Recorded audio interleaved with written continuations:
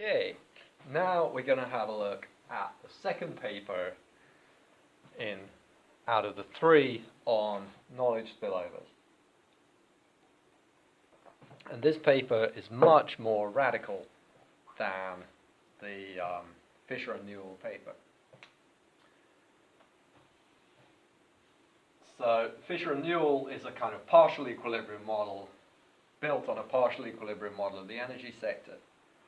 This one is built on a general equilibrium model of the economy, and it basically says, look, you can have a fossil economy or a renewable economy. Okay. And which are you going to choose? You're going to choose the cheaper one. Okay. And it says, for some reason, fossil is cheaper.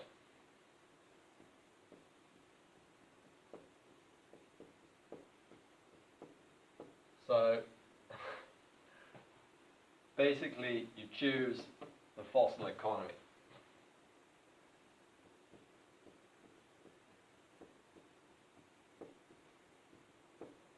But it's not exactly that you choose either one or the other. You want sort of some of this and some of this, because they're not perfect substitutes. So you're going to have a little bit, a few firms, so to speak, over on this side, because the two economies are kind of complementary to each other to some extent. So even if it's cheaper to produce here, you still want some of this stuff. This is what they assume in their model. You've got these kind of two parallel economies, and then you put the products of them together at the end. And then you've got people, a fixed number of people basically, planning to do some research. And they're thinking, okay, shall I do research on making this economy more efficient or this one? And clearly the way I've drawn this, well, it turns out if you make a discovery over here, you're going to get 4 times the benefit as you would if you made a discovery over here. Because this side is 4 times bigger than this side. Okay. So basically, who is going to want to do any research ever on this side? Assuming the productivity of research effort is equal on both sides, you're always going to choose this side, because you've then got more people, more firms to sell your idea to. So basically, all the researchers go over here.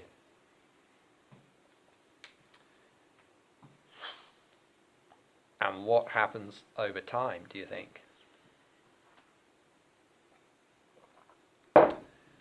These researchers come up with new ideas for making this economy even more efficient, whereas this one, the efficiency on this side, stagnates.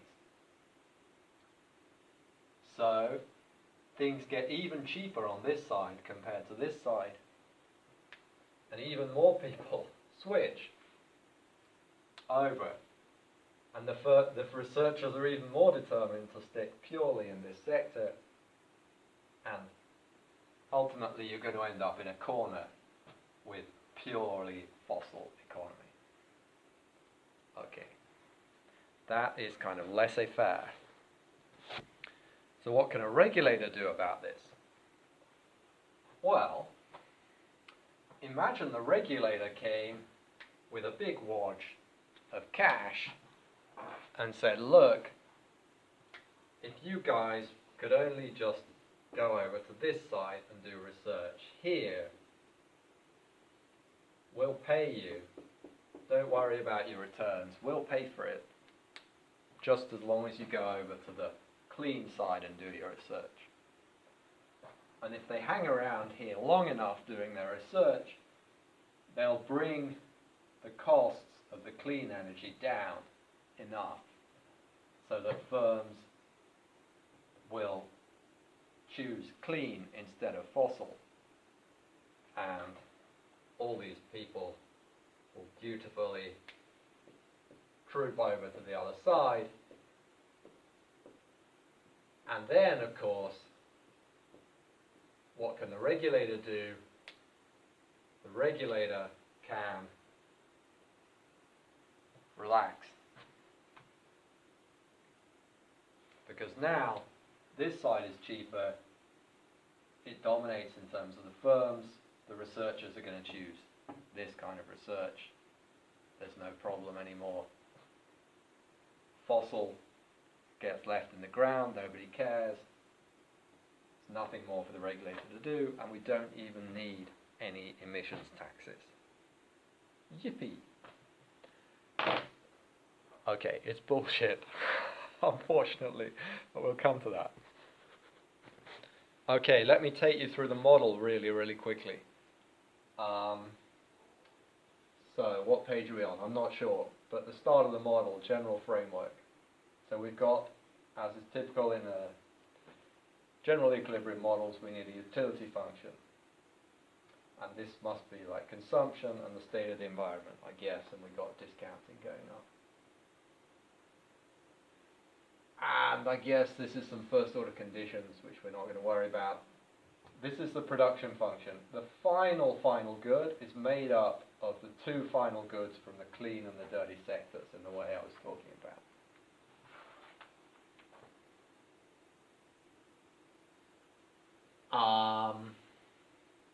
Within the sectors, this is clean production, dirty production. It's like labor, knowledge, machines. Okay. And here, labor and the resource, knowledge and the machines.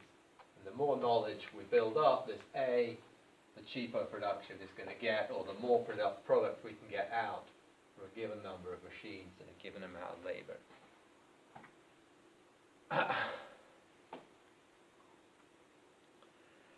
And of course, we've got production is equal to consumption plus the number of machines and plus the resource extraction. You know, you can only do so much with a given amount of production. And there's a constraint on total labor, so these things kind of hang together, and we've got the resource stock running out here. It's all pretty simple stuff. But this is crucial. This is knowledge growth. And it's basically saying that the productivity within the sector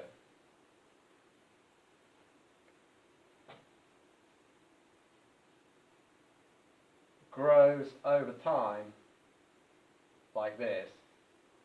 So this is productivity in sector J at time t is something times productivity in sector J at time t minus 1. And this something is research, basically.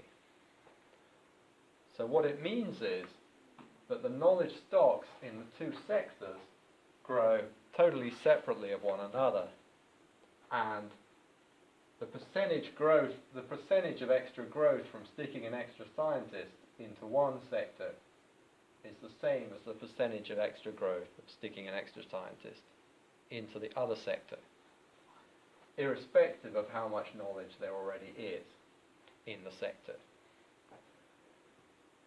And this is basically what's driving the results. Okay.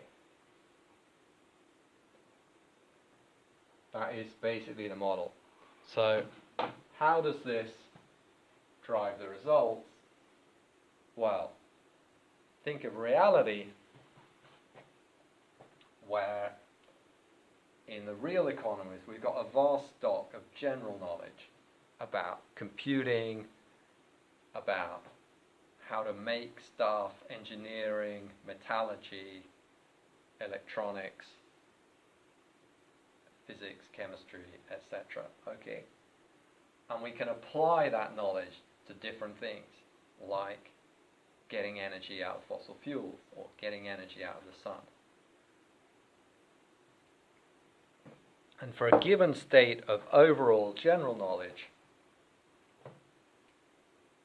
there are kind of limits to what we can do in terms of the efficiency of getting energy out of fossil fuels getting energy out of the sun. So if we pile a lot of research effort into solar energy, we'll have rapid returns initially, similar to in this model, but they will quickly taper off when we've initially there'll be huge opportunities to use the knowledge in physics, chemistry, computing, etc. to improve solar technology. But over time we'll start to use up that knowledge, and the returns to solar investment will level off. To make further improvements, we'll need fundamental improvements in our general knowledge. So it's not that we can't improve solar technology, it's just that it needs fundamental improvement in overall knowledge, and piling effort into solar research might not help very much. We need the fundamental breakthroughs. Okay, and the same in fossil.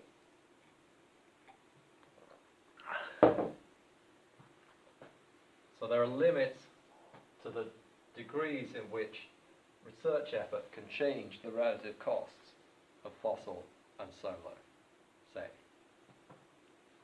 Whereas in this model, there are absolutely no such limits. The only reason solar is more expensive than fossil is because we haven't done enough research. And if we do enough research, solar will get much cheaper than fossil, and it'll carry on getting cheaper and cheaper and cheaper compared to fossil. In fact, there are sort of fundamental physical reasons why it's amazingly cheap to use fossil energy. We can basically stick a pipe in the ground, woof, up comes vast quantities of oil, which then we can then use to do amazing things with. Compare that to the difficulty of capturing solar energy or wind energy, and you can see why oil is so cheap. Of course, in the case of oil, it's not so cheap because of the market power. If it wasn't for the market power, it would be. Okay. And if solar started out-competing oil, then the price of oil would drop to fight back, because the oil producers would effectively be losing market power. Okay, I'm going to pause there and have a think what else I want to say about this paper. Okay, I'm just going to give you my ball on the hill metaphor for this paper, which is like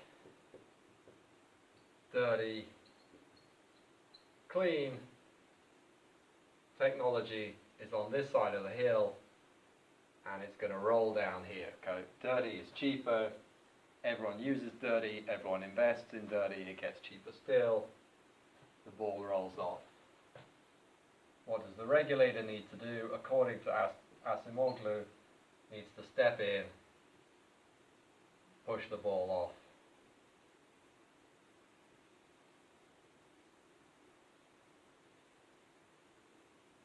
And get it going down there. Okay.